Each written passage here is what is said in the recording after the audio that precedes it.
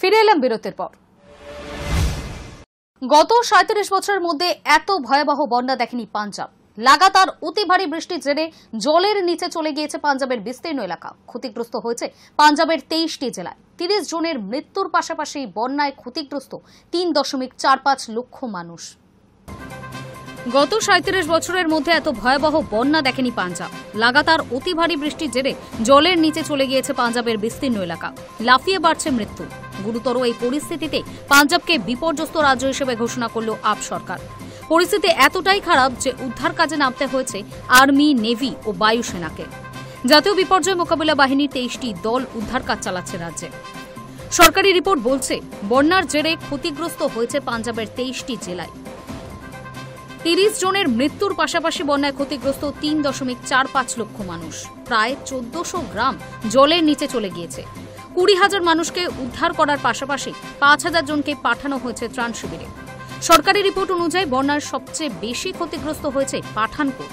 এখানে মৃত্যু হয়েছে ৬ জনের, নিখোঁজ আরও ৩ জন। লুধিয়ানায় ৪ জনের মৃত্যু হয়েছে।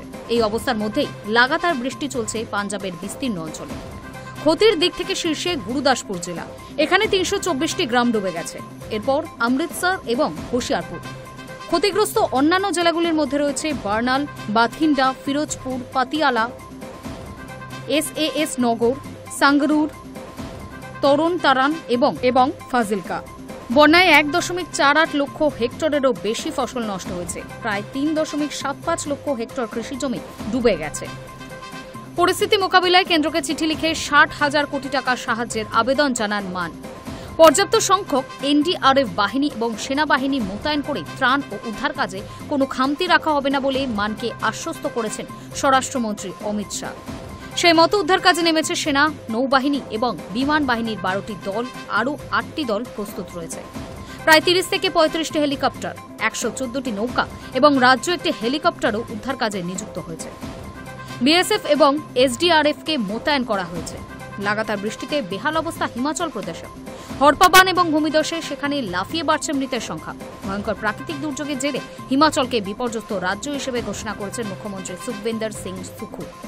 বর্ষার মৌসুম শুরুর পর অর্থাৎ ২০ জুন থেকে এখনো পর্যন্ত হিমাচলে ৩২০ জনের মৃত্যু হয়েছে। বন্যায় বেহাল অবস্থা হিমাচল প্রদেশ, জম্মু কাশ্মীর ও উত্তরাখণ্ডে। Hi news network.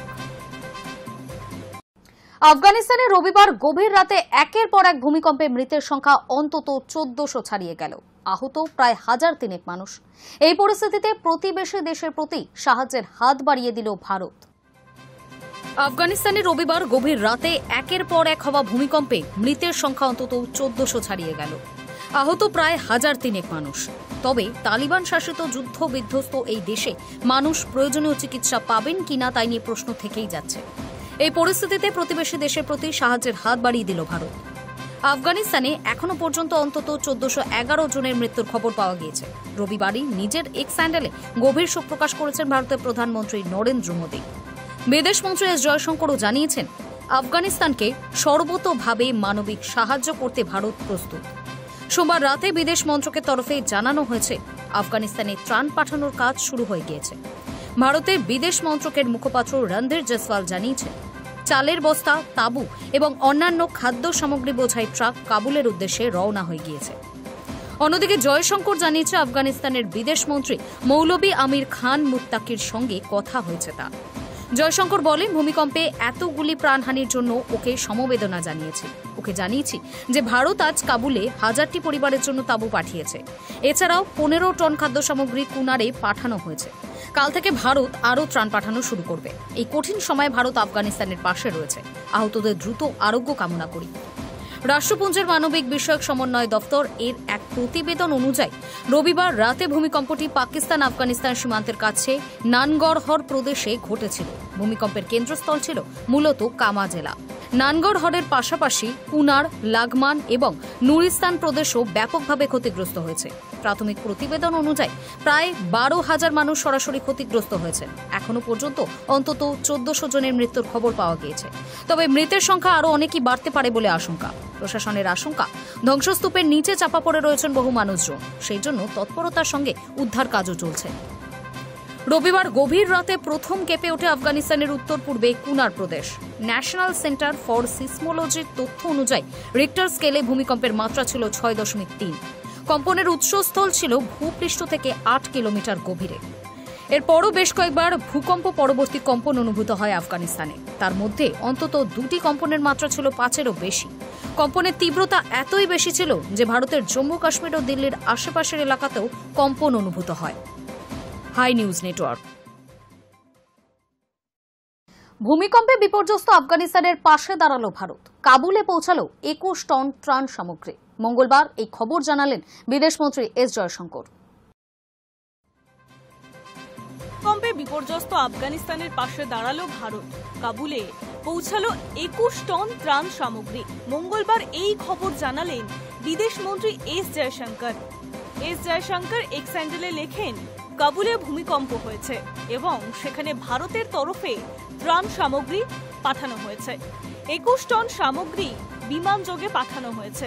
এর মধ্যে রয়েছে কম্বল, তাঁবু, হাইজিন কিট, জল সংরক্ষণ ট্যাঙ্ক, জেনারেটর, রান্নার সামগ্রী, portable water purifier, sleeping bag, ঔষধ, হুইল চেয়ার, স্যানিটাইজার, ওয়ারেস, জল পরিশোধনের ট্যাবলেট এবং চিকিৎসার সরঞ্জাম।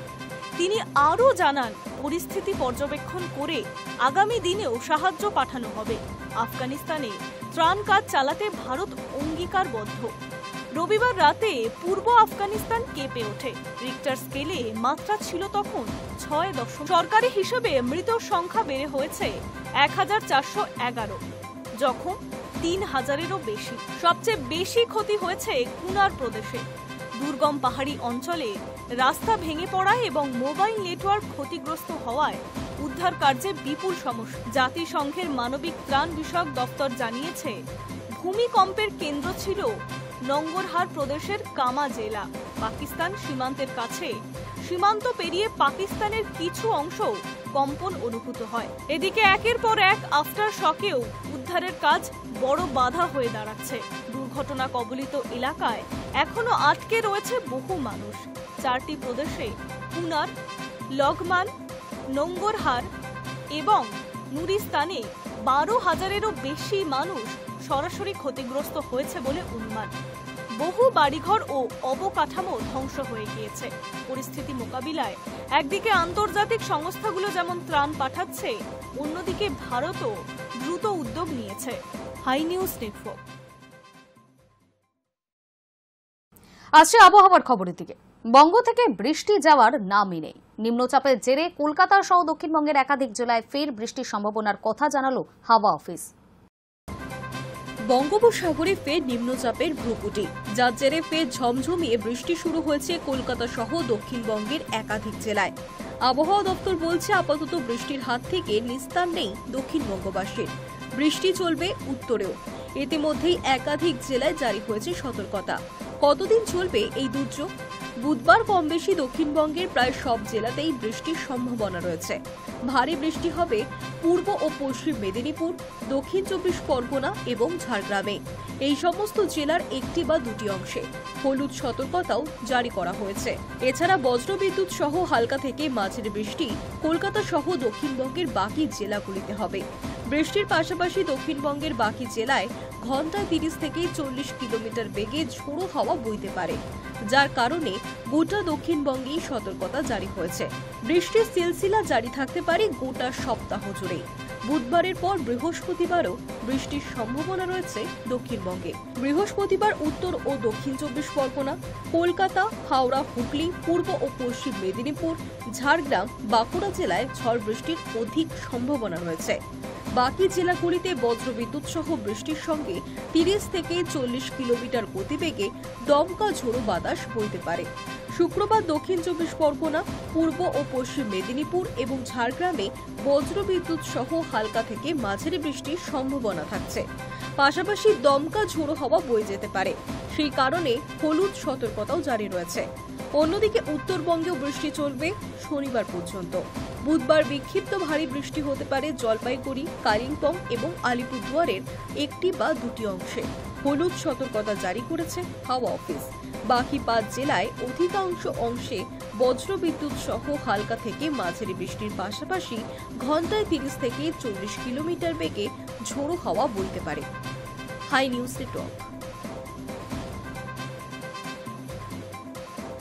নিউজ টুডে এখনকার মতো এই পর্যন্তই। নজর রাখুন হাই নিউজে, নির্ভীক, নিরপেক্ষ।